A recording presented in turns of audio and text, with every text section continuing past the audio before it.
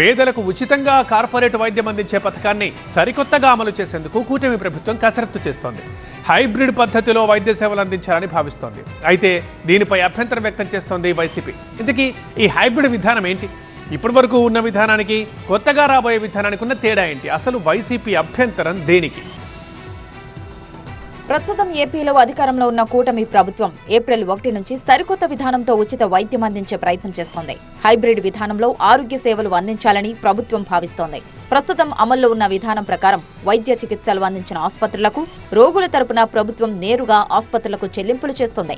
కానీ బీమా విధానంలో ప్రజల తరపున ఇన్సూరెన్స్ సంస్థలకు ప్రభుత్వం ప్రీమియం చెల్లిస్తుంది. ఎవరైనా ఆసుపత్రిలో చేరి చికిత్స పొందితే ఆ రోగి తరపున ఆసుపత్రులకు ఇన్సూరెన్స్ కంపెనీలు చెల్లిస్తాయి. ప్రస్తుత విధానం కింద 3257 చికిత్సలకు ఉచిత వైద్య సేవలు అందుతున్నాయి. బీమా విధానంలోనూ ఈ చికిత్సలు కొనసాగుతాయి. ఇంకా అవసరమైతే చికిత్సల సంఖ్యను కూడా పెంచే ఆలోచన చేస్తోంది ప్రభుత్వం. ఆరోగ్యశ్రీ ట్రస్ట్ ద్వారా రోగులు పొందుతున్న చికిత్సల్లో 90% వరకు 2.5 లక్షల లోపే ఉన్నాయి. If it's family, it has to be home. If it's home, it has to be Aparna. Saluting the spirit of every couple's sacrifice to build their dream home. ఈ నేపథ్యంలో ఏడాదికి 2.5 లక్షల పరిమితితో బీమా విధానం అమల్లోకి తెచ్చే ఆలోచన చేస్తోంది ప్రభుత్వం. అంటే ఒక రోగికి 2.5 లక్షల వరకు ఖర్చయితే ఇన్సూరెన్స్ కంపెనీలు చెల్లిస్తాయి. 2.5 లక్షల నుంచి 25 లక్షల వరకు ఖర్చయితే ఎన్టీఆర్ వైద్య సేవ ట్రస్ట్ చెల్లిస్తుంది. ప్రస్తుత విధానం ప్రకారం 24 గంటల్లో చికిత్సకు అనుమతి లభిస్తుంది. అదే బీమా విధానం అమలు చేస్తే 6 గంటల్లోనే చికిత్సను ప్రారంభించేందుకు అనుమతి రానుంది.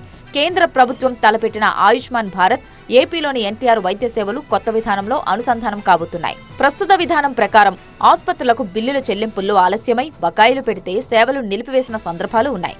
ఇప్పుడు కూడా నెట్వర్క్ ఆసుపత్రులు ఏపీలో సేవలు నిలిపివేశాయి. అయితే కొత్త విధానంలో బిల్లుల పెండింగ్ భయం ఉండదు. ప్రభుత్వం ముందే ప్రీమియం చెల్లిస్తుంది కాబట్టి ఇన్సూరెన్స్ కంపెనీల నుంచి ఆసుపత్రులు వెంటనే క్లెయిమ్ చేసుకోవచ్చు. తద్వారా ఎలాంటి జాప్యం లేకుండా పేదలకు వైద్యం అందుతుందని ప్రభుత్వం భావిస్తోంది. ఏపీలో ప్రస్తుతం 1,43,00,000 కుటుంబాలకు తెల్ల రేషన్ కార్డులు ఉన్నాయి. ఉద్యోగస్తులు, పెన్షనర్ల కుటుంబాలు మరో 8.13 లక్షలున్నాయి. మొత్తంగా 1,60,00,000 కుటుంబాలు ఈ పథకం కిందకు వస్తాయి. వీళ్లందరి తరపున ప్రభుత్వమే ప్రీమియం చెల్లించి హెల్త్ కార్డులు ఇస్తుంది. ప్రస్తుతం ఉన్న పథకం ప్రకారం ఏడాదికి 2,500 కోట్లు ఖర్చవుతుంది. కొత్త విధానంలోనూ ప్రీమియం చెల్లింపులకు 2,500 కోట్లు ఖర్చవుతుందని ఆర్థిక శాఖ అంచనా వేస్తోంది. అయితే ఈ కొత్త విధానంపై వైసీపీ అభ్యంతరం వ్యక్తం చేస్తోంది. బీమా కంపెనీలను జోక్యం చేస్తే వైద్యం కాస్త వ్యాపారంగా మారుతుందని వైసీపీ ఆరోపిస్తోంది. ఇటు హాస్పిటల్స్ అసోసియేషన్ కూడా అభ్యంతరం వ్యక్తం చేస్తోంది. తమ బకాయిలు పూర్తిగా చెల్లించాకే ఇన్సూరెన్స్ విధానం అమల్లోకి తేవాలని డిమాండ్ చేస్తోంది.